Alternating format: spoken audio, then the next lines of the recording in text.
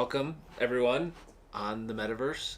We're back here with Games with Web3 Friends, the 7th time, at ETHDenver. Now we're officially going to be doing this as a series. We're here with the one and only Brian Schuster. Did I pronounce that? Schuster is correct. Schuster is correct. Welcome. Thank you for having You got me. in last night. Yes. Yes, I believe so. I got in yesterday. How's your ETHDenver been so far? Oh, phenomenal. I mean, basically, I've signed up for a bunch of side events and everything, and of course, I spent the entire time walking around and not gone to one, other than the luxury watch meetup, which was exceptional. There we go. Luxury watch. So, let's get right to it. What's success look like for you here at ETHDenver? What are you trying to kind of get out of the event?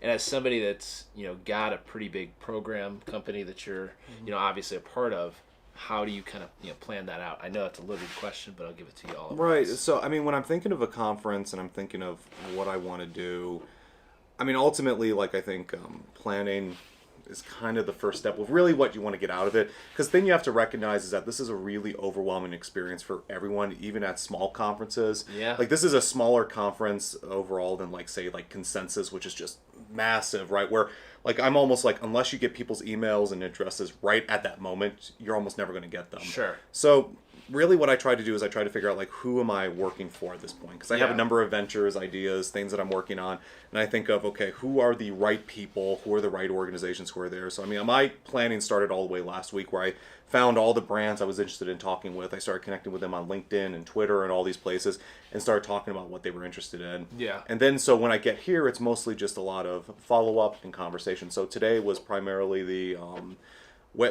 one of the events there, which was the luxury watch event. Yeah. That ended up being really good. A lot of meetings with people that I usually don't get to contact, or I get to go online, and then doing events with you guys, going after, talking elsewhere.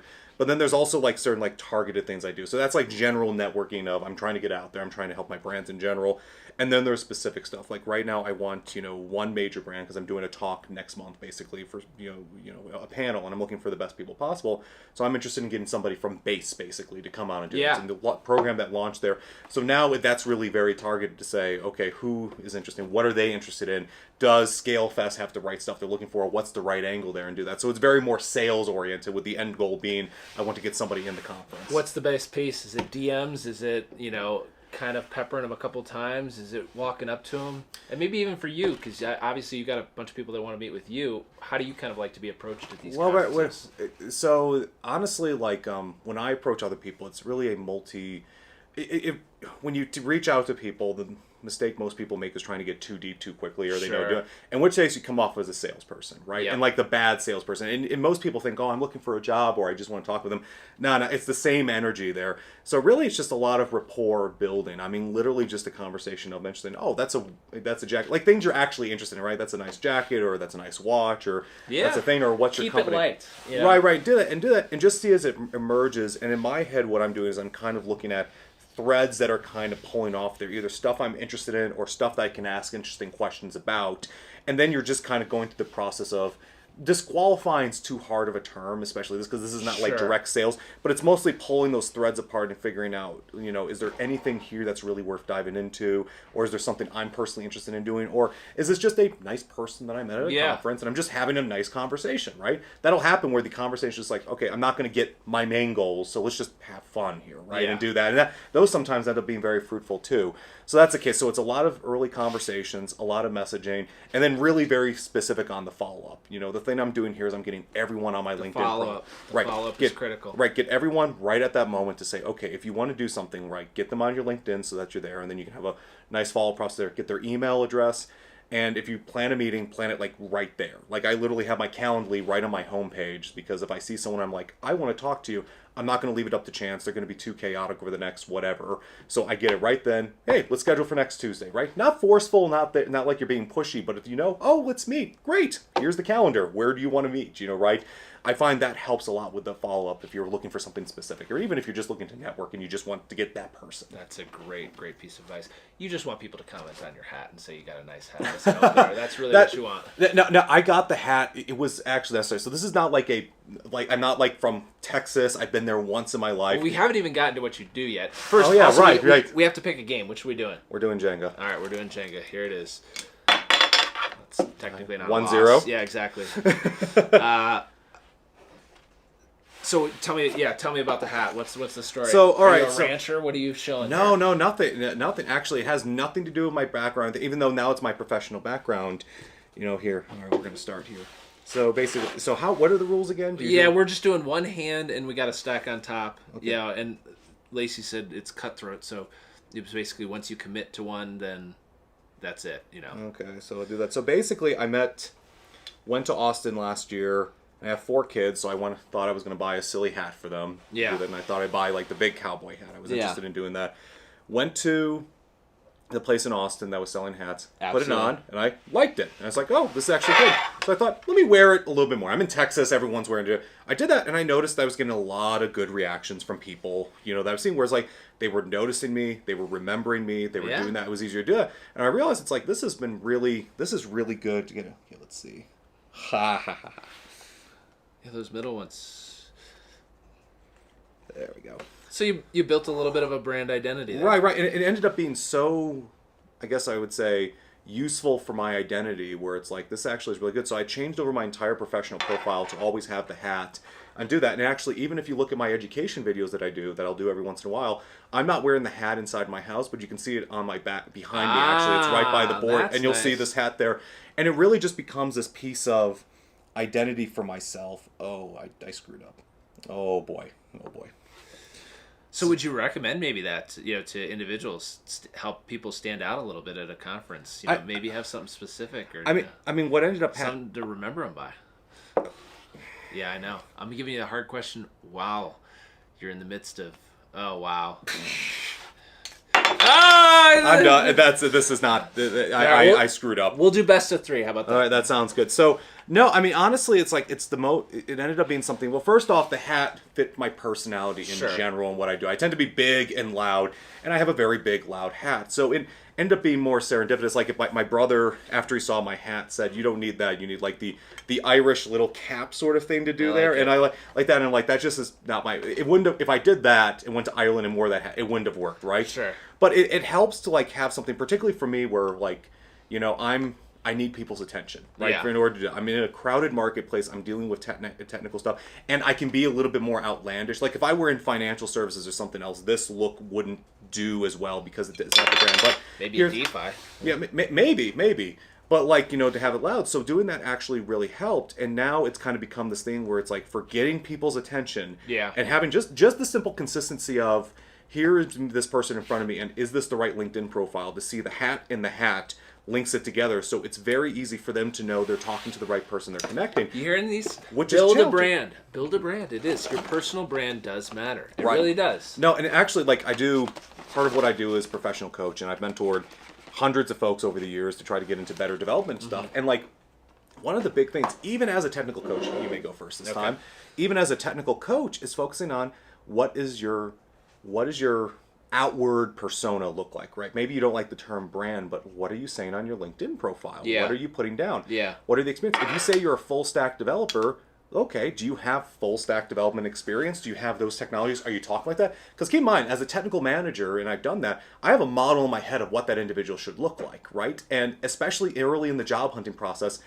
you need to qualify for that thing, right? Because if you don't qualify for that, I'm going to exclude you just because like we don't have trust, so I'm not going to make a mistake, right? Yeah. And there's hundreds of other people I can actually look at.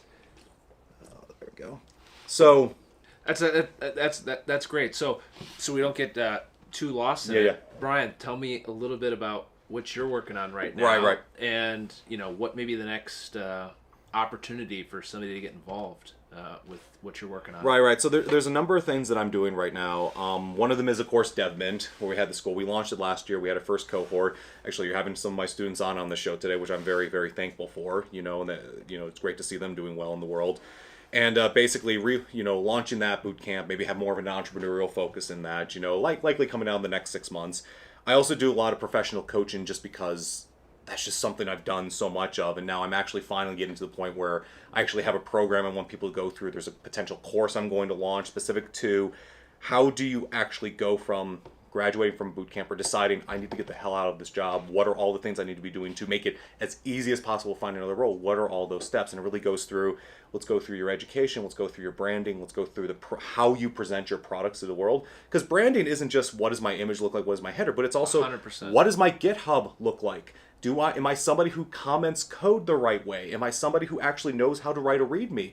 Am I somebody who will consistently go through and like use those little green, code on GitHub every day and have those little green dots? Guess what? People like that stuff, right?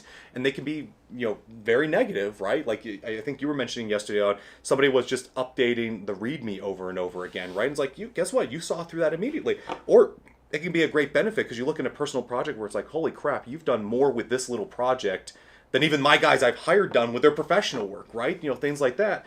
So it's focused on all those aspects. And then finally, my favorite one is just really, how do you make good cold introductions into the world? Sure. How do you start building that network from scratch when you don't know anyone? And that's something I've done a lot of. That's part of what this conference is. That's what a part of talking with you guys. Do you think this conference would be a good opportunity for individuals to do that, to maybe make their introduction into Web3? Oh, yeah. I mean, like, it's one of the... Oh, boy. Did I make... Can you... I'm going to cheat. You can't stop me. It's all right. So... I would say, like, any conference you can go to that allows you to start working those skills is a good benefit, because ultimately, I mean, I have this saying that I tell pretty much everyone: the system is the hero. It's not simply about going there and being able to do it well once. It's about having a process, a set of steps you do that you can consistently go and do it. Because if going to a conference and meeting people that way is useful, it's going to be something that's useful over and over and over again. And you're very excited, you may be very excited about it right now, but you want to be able to get on a plane, like 18 months from now when you're not so enthused about it, but you know it works. You want to be able to get on a plane, go to the conference, and be effective for 2 days and know you're not wasting your time. And that means you're building in the habits, you're building in some of the processes, the stuff like the follow-up and the intro, and knowing like what are your standard things to say. So really just... The system is the hero. The system is the hero, yeah. It's a good one. I really don't... I mean, one of my favorite quotes from a technical manager is a guy named Jim Gray out in Indianapolis. He was a QA developer and really just... one of the guys that introduced me to software as an actual professionals field, Sure. right? As opposed to like what the young guys do. He said, he said this quote and it always stuck with me: I can build A software with a team of B players. And what he was really saying there is that basically, if you create a system well enough that you have people that you can get, not the best talent, but good talent, people who actually care about their jobs, but maybe are not in it for the whole thing, but you can create a system that actually allows them to do the right things at the right times and be able to fix stuff there, you can create amazing software. And for most software in the world, that's exactly what they need. People need to, because again, we can't all be Google where we're hiring literally like the top 1% of talent unless you want to shell out $300,000 per developer, right? Yeah. You can't do that. So what makes up the difference? Great systems, great processes, great habits. So you're saying take that system and apply it personally, and setting up your own personal system will help you. Exactly. I like that. Yeah. Exactly. And I do that with my content. I do that with my networking. I do that with my, just working relationships and what I do. And it's there. I mean, the more things I can take off of my plate from something that sits in my head to something I can just put into a Notion tab, the better life gets, the easier it gets. Yeah. Yeah. That's a good one. How would somebody get in touch with, you in terms of if they were interested in, what's some of the entry points into working with Brian Schuster? Honestly, the best one right now is LinkedIn. Okay. I was working LinkedIn and Twitter at the same time, but the problem is they're so different as far as platforms are concerned that you can only really work one at a time. Yeah. And when I was growing Quora, I was all on Quora and I blew up there and that was great. And then when I did two, I couldn't do that. So really, I'm all on LinkedIn. Right now, I'm getting everyone to scan my QR code because, again, I have a system. If you connect with me, you're going to get a message from me, basically, and whatever it is. I'm going to look at your profile. I'm going to think, how can I help you? What's going to be interesting for us to talk about? So if you want to get in contact with me, connect with me on LinkedIn. I will respond back to you. We'll put the link in right here. This is what Lacey says. Right up here. No. For Brian's LinkedIn to connect. What's left here at ETHDenver this week? What do you really want to get out of it the rest of the week? Well, let's see. Tomorrow I'm going to go around and get all these souvenirs my kids think I pay for at theirs. So I do that every conference. That's a pro tip for the dads out there. Right. Yeah, say you're going to pay, but souvenirs are like the greatest thing. So they're so excited for me to go off at conferences. I got a lot of additional booths I want to hit, basically where I'm talking to their developers and folks, because there's a potential new opportunity on the horizon that I can't speak of right now. But basically, it's a lot. Basically, my life is about, let me talk to developers, let me figure out what their problems are, and let me solve them as best as I can. So talking to developers, doing that's basically my life. And so really, it's just sitting around the conference, doing that stuff. That's what I love doing. That's great. We're going to finish up this game off camera. We'll put it in the description who wins. But Brian, thanks for coming out. Thank you so much for having me. I hope you have a great rest of your ETHDenver. Thank you. Thank you.